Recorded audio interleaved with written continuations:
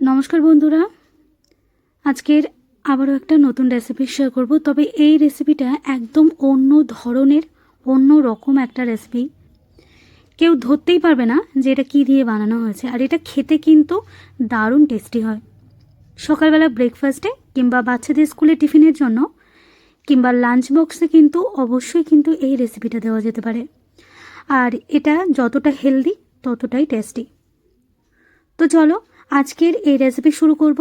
Recipe শুরু করার আগে একটা রিকোয়েস্ট হলো, আজকের এই রেসিপিটা দেখার পর যদি ভালো লেগে থাকে তোমাদের, তাহলে অবশ্যই একবার বাড়িতে ট্রাই করবে রেসিপিটা। আর কেমন হলো আমাকে একটু কমেন্টে জানাবে। তো সবার প্রথমে দেখো, এখানে একটা মিক্সিং বোল নিয়েছি। এর মধ্যে আমি দিয়ে দিচ্ছি 1 কাপ পরিমাণ। এখানে আমি সাবুদানা, আমি 1 কাপ যে মেজারমেন্ট হয় সেই কাপের মেজারমেন্ট করে 1 কাপ পরিমাণ সাবুদানা এখানে দিয়ে দেব।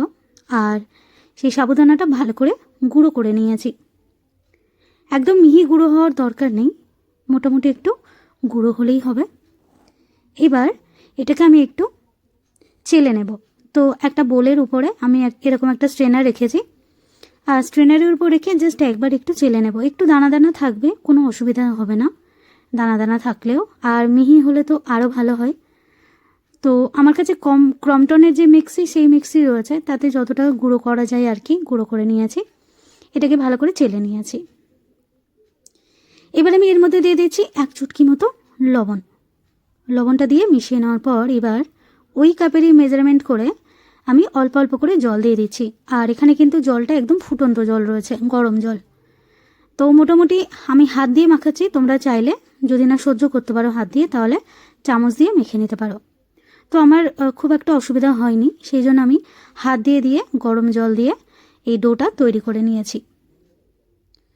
আর এখানে কিন্তু পুরো মেজারমেন্ট আমি বলে দিচ্ছি। 1 কাপ সাবুদানার জন্য কিন্তু এখানে 1 কাপের একটু বেশি জল লেগেছে, মানে 1 কাপ পুরো লেগে গেছে, তারপরে আরও সামান্য একটু লেগেছিল। তো ডোটা তৈরি হয়ে গিয়েছে, ভালো করে হাত দিয়ে মাখিয়ে নিয়েছি।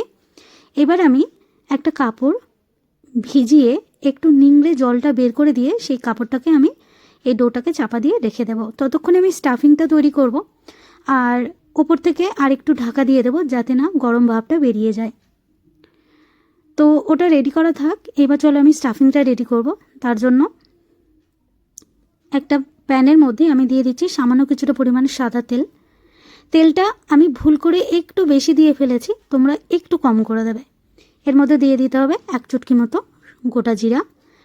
জিরাটা একটু মানে ভাজা হয়ে গেলে এবার আমি এখানে কিছু সবজি দিয়ে দিচ্ছি। তো সবজিটা কি কি আছে আমি বলে দিচ্ছি। আর সব সবজিগুলো কিন্তু আমি কুচি কুচি করে কেটে নিয়েছি বটি দিয়ে। এখানে আছে ক্যাপসিকাম, গাজর আর বিনস আছে। তো সবজিটাকে প্রথমে তেলের মধ্যে ভালোভাবে কিন্তু কষিয়ে নেব। সবজিটা পুরোপুরি কিন্তু ভেজে নিতে হবে, একটু কাঁচা থাকলে কিন্তু হবে না, তাহলে কিন্তু খেতে ভালো লাগবে না। যখন এটা রেডি হয়ে যাবে খেতে ভালো লাগবে না। তো সবজিটাকে মোটামুটি ভালোভাবে একটু বেশ কয়েকবার নাড়াচাড়া করে নেব। আর পুরোপুরি সেদ্ধ হওয়া পর্যন্ত অপেক্ষা করব। তো আঁচটাকে একটু মিডিয়ামে দিয়ে কিন্তু রেডি করতে হবে সবজিটাকে, খুব বেশি হাইতে দেওয়া যাবে না। তো সবজিটা যখন মোটামুটি একটু ভাজা হয়ে যাবে, এবার আমি এখানে পর্যাপ্ত পরিমাণ লবণটা দিয়ে দিচ্ছি। এবার আরও বেশ কিছুক্ষণ সবজিটাকে ভেজে নেব। তো তোমরা বুঝতেই পারছো একটু তেলটা বেশি মানে দিয়ে ফেলেছি আর কি, তোমরা একটু কম করে দেবে। তো সবজিটা যখন শেষের দিকে, ভাজা প্রায় শেষের দিকে, তখন আমি এখানে দিয়ে দিচ্ছি 1 টিস্পুন মতো জিরার গুঁড়ো আর 1 টিস্পুন মতো ধনিয়া গুঁড়ো।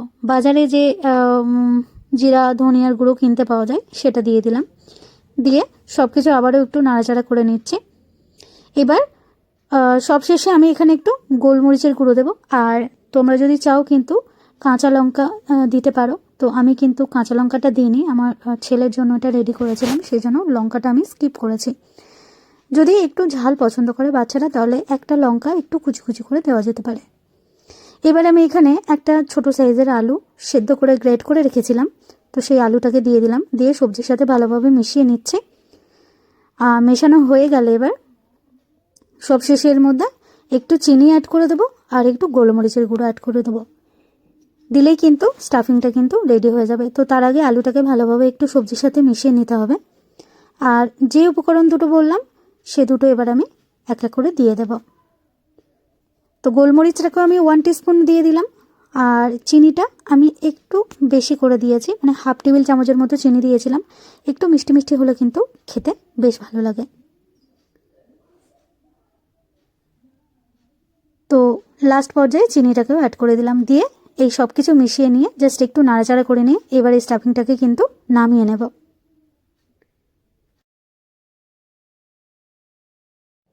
হয়তো মাঝে মাঝে আমি তোমাদের সাথে ভিডিও শেয়ার করতে পারি না, সাংসারিক অনেক চাপ থাকে, কাজের প্রেশার থাকে, তাই পারি না। আর তারপরে তো এখন তো গ্যাসের প্রচুর সমস্যা, তোমরা দেখতেই পাচ্ছ আমি ইন্ডাকশানেই রান্না করছি। ইন্ডাকশানটা খারাপ হয়ে গিয়েছিলো, আবার সারিয়ে এনেছি বাজার থেকে, তো তাই আজকের এই রেসিপিটা শেয়ার করছি। বেশ কিছুদিন পর দেরি হয়ে গেছে। তো ওদিকে স্টাফিংটা রেডি হয়ে গেছে, আর এদিকে দেখো আমি কিন্তু যে ডোটা তৈরি করে রেখেছিলাম তার থেকে আমি দুটো এরকম বড় বড় সাইজের লেচি করে নিয়েছি। এবার আমি এর থেকে একটা লেচি নেব, নিয়ে বেলে নেব। তো তার আগে আমি দেখিয়ে দিই আমি কীরকম স্যান্ডউইচগুলো বানিয়েছি। অ্যাকচুয়ালি এটাকে আমি স্যান্ডউইচই বলি। তো খুবই হেলদি একটা স্যান্ডউইচ, আর এটা কিন্তু দেখতে যতটা সুন্দর, খেতে কিন্তু ততটাই চমৎকার। তো একটা ডো আমি এখানে নিয়ে নিয়েছি, সামান্য একটুখানি ময়দার গুঁড়ো ছিটিয়ে দিয়েছি, না দিলেও চলে। তো আমি সামান্য একটুখানি ছিটিয়ে দিলাম, দিয়ে ভালোভাবে এটাকে একটু পাতলা করে বেলে নিচ্ছি, তবে যেন খুব বেশি পাতলা না হয়।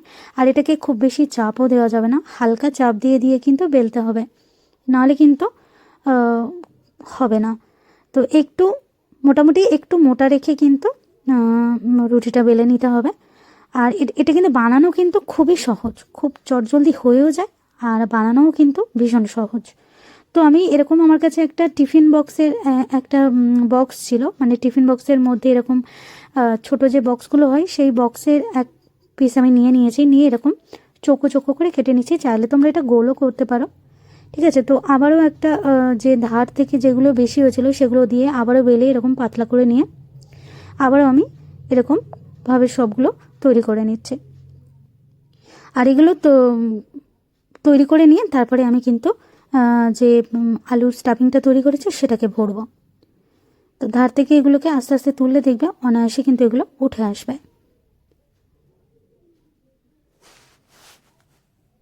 তো আমি বেশ কয়েকটা এরকম স্যান্ডউইচের আকারে গড়ে নিয়েছি। এবার আমি এগুলোকে তৈরি করবো আর কি, মানে রুটির আকারে তৈরি করে নিয়েছি, এবার স্যান্ডউইচগুলো বানাবো।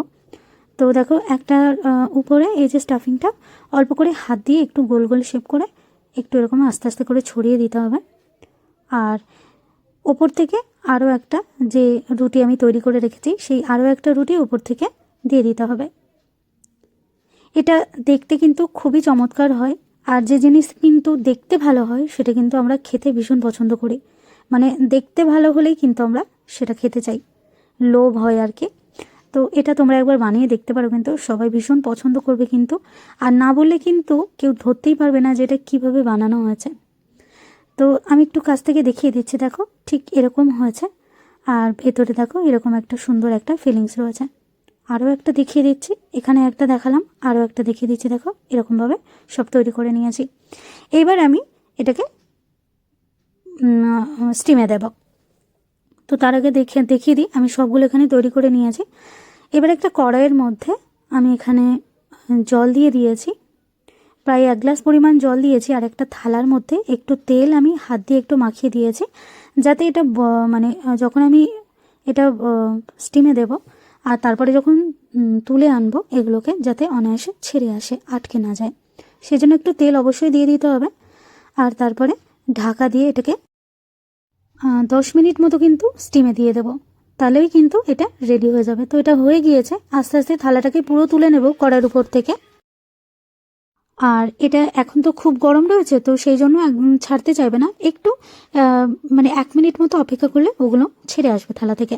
তো ওগুলোকে তুলে নিয়েছি, আর বাদ বাকি আর যেগুলো রয়েছে সেগুলোকে আবারও 10 মিনিট মতো স্টিম দিয়ে নেব, তো সেই জন্য আবার এগুলোকে রেডি করে নিচ্ছি। তো এবার ঠিক কেমন হয়েছে সেটা আমি তোমাদের কাছ থেকে দেখাচ্ছি, ভিডিও শুরুতে দেখিয়েছিলাম আর লাস্ট পর্যায়ে দেখিয়ে দিচ্ছি। তো দেখো এরকমই চমৎকারই হয়েছে কিন্তু, আর আজকের এই রেসিপিটা যারা যারা দেখলে প্লিজ তোমরা কিন্তু একটা কমেন্ট করো, আর অবশ্যই একবার এই রেসিপিটা বাড়িতেও ট্রাই করো, আর কেমন হলো আমাকে প্লিজ বলো। আর চ্যানেলটাকে সাবস্ক্রাইব করে আমার পাশে থেকেও আমাকে একটু সাপোর্ট করো। তো চলো আজ এই পর্যন্তই, সবাইকে টাটা। নেক্সট টাইম আসছি আবারও একটা নতুন রেসিপি নিয়ে। তো সবাই খুব ভালো থাকবে, আর অবশ্যই করে দেখতে থাকবে লিপিকার রান্নাঘর। তো চলো আজ এই পর্যন্তই, সবাইকে টাটা।